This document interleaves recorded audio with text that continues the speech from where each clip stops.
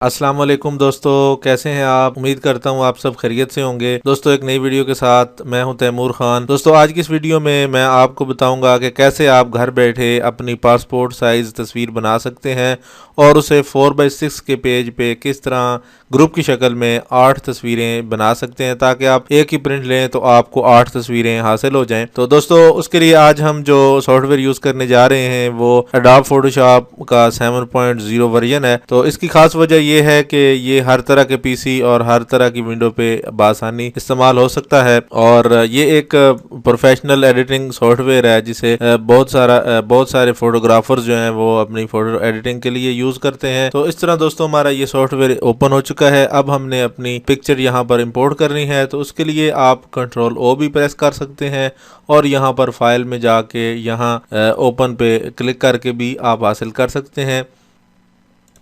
तो ये हमारे पिक्चर हमारी आ चुकी है यहाँ पर। इसे सबसे पहले मैं अपने मतलूबा साइज़ के मुताबिक यहाँ से क्रॉप करूँगा। तो उसके लिए यहाँ क्रॉप टूल पे क्लिक करना होगा मुझे। तो यहाँ पे क्रॉप टूल पे क्लिक करें और क्रॉप टूल पे क्लिक करने के बाद यहाँ पर ऊपर डायमेंशन देनी है, क्योंकि दोस्तों हमें मालूम है कि पासपोर्ट साइज़ पिक्चर का साइज़ जो होता है वो विड्थ उसकी 1.5 इंचेस होती है और हाइट जो है वो 2 इंचेस होती है। तो यहाँ पर आपने जो है वो इसको फिलअप कर लेना है। विड्थ इसकी 1.5 और हाइट 2 इंचेस और रेजोल्यूशन आपने 300 रख लेना है पिक्सल पर इंच। ये रखने के बाद आपने यहाँ से अपनी तस्वीर को सिलेक्ट कर लेना है कि कितनी आपने तस्वीर को कितना हिस्सा तस्वीर का लेके आना है। तो यहाँ पर आप इसे आगे पीछे सिलेक्शन को कर सकते हैं। उसके बाद सिंपल कीबोर्ड से इंटर प्रेस करेंगे। इंटर प्रेस करने पे जो डायमेंशन हमने दी थी वो इस पिक्चर पे अप्लाई हो चुकी है। तो अब हम इसे थोड़ा सा जो है वो जूम कर लेते हैं ताकि इस पे काम करने में आसानी हो।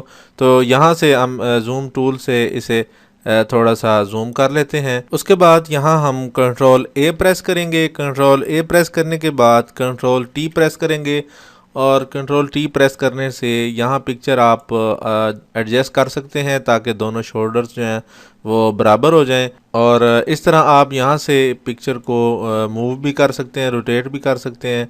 तो जहाँ आपको सूटेबल लगे आप वहाँ इसे रख सकते हैं। और यहाँ करने के बाद एडजस्ट करने के बाद यहाँ आपने मूव टूल पे क्लिक करके इसको अप्लाई कर देना है। तो जो चेंजिंग हमने की है वो अप्लाई हो जाएंगी। और उसके बाद आपने अब यहाँ पर दोस्तों हमने इसका बॉर्डर बनाना है जो कि तस्वीर में खूबसूरत भी नज़र आता है और जब 4x6 पेज पे हो जाएगा तो उसे हम काटने में भी हमें आसानी होगी। तो दोस्तों साथ ही साथ अगर आप चाहते हैं कि ऐसी लेटेस्ट वीडियोस, ऐसी इन्फॉर्मेटिव और टेक्नोलॉजी से रिलेटेड वीडियोस आप तक पहुंचती रहें तो हमारे चैनल को सब्सक्राइब कर दें और वीडियो को लाइक कर दें और अपने दोस्तों में ज़रूर शेयर करें।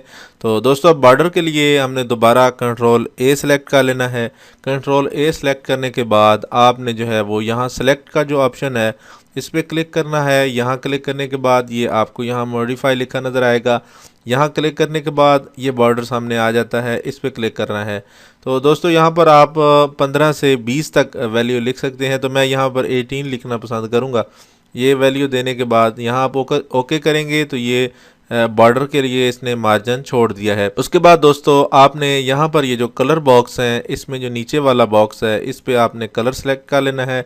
यहाँ क्लिक करने पे आपने यहाँ कलर, ये आपकी कलर बॉक्स है, यहाँ से आप कोई सा भी कलर इसमें जो देना चाहें वो सिलेक्ट कर लें।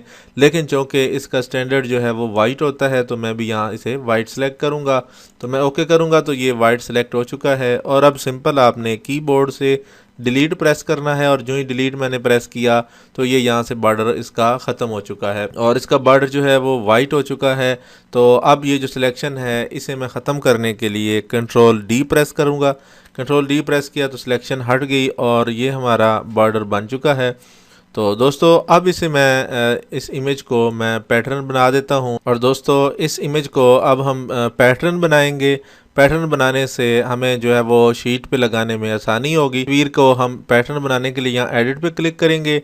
एडिट पे क्लिक करने के बाद यहाँ पर डिफाइंड पैटर्न लिखा हुआ है, इस पैटर्न पे क्लिक करेंगे तो ये यहाँ पर नाम मांगेगा। इसका कोई भी आप अपना नाम रख सकते हैं अपनी आसानी के लिए। तो मैं यहाँ पर 1 2 3 4 लिख देता हूँ ताकि इसका नाम ढूंढने में आसानी हो हमें। तो यहाँ ओके पे क्लिक करूँगा तो ये हमारा पैटर्न बन चुका है। अब मैं 4x6 की एक शीट लूँगा जिसपे मैंने अपनी ये तस्वीरों का ग्रुप बनाना है। तो यहाँ फाइल पे जाने के बाद न्यू पे क्लिक करना है। आप कंट्रोल N प्रेस करके भी निकाल सकते हैं।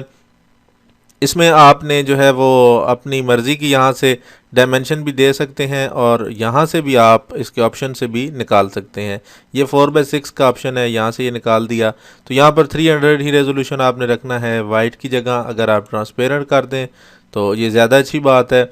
और यहाँ पर ओके क्लिक करें तो ये हमारे पास शीट आ चुकी है। तो मैं इसे हॉरिजॉन्टल करना चाहूँगा तो उसके लिए मैं इमेज में जाऊँगा। इमेज में जाने के बाद रोटेट कैनवस पे क्लिक करूँगा और यहाँ पर 90 डिग्री रोटेट पे क्लिक करूँगा तो ये क्लॉकवाइज जो है वो रोटेट हो चुका है। अब यहाँ पर दोस्तों हमने जो है वो इस तस्वीर को ग्रुप बनाना है। तो उसके लिए दोबारा एडिट पे क्लिक करेंगे। एडिट पे क्लिक करने के बाद यहाँ पे ये फिल का लिखा हुआ आपको नज़र आएगा। तो यहाँ फिल पे क्लिक करेंगे। फिल पे क्लिक करने के बाद यहाँ से अगर पैटर्न सेलेक्ट ना हुआ हो, कोई और बैकग्राउंड कलर या बैकग्राउंड कलर वगैरह जो है वो सिलेक्ट हुआ हो तो आपने यहाँ से पैटर्न सेलेक्ट कर लेना है। पैटर्न सेलेक्ट करने के बाद आपने कस्टम पैटर्न को सिलेक्ट कर लेना है, चूँकि ये लास्ट वन जो अभी हमने बनाया है, जिसको अभी हमने ये 1 2 3 4 का नाम दिया है, को सिलेक्ट करके यहाँ से ओके करेंगे हम।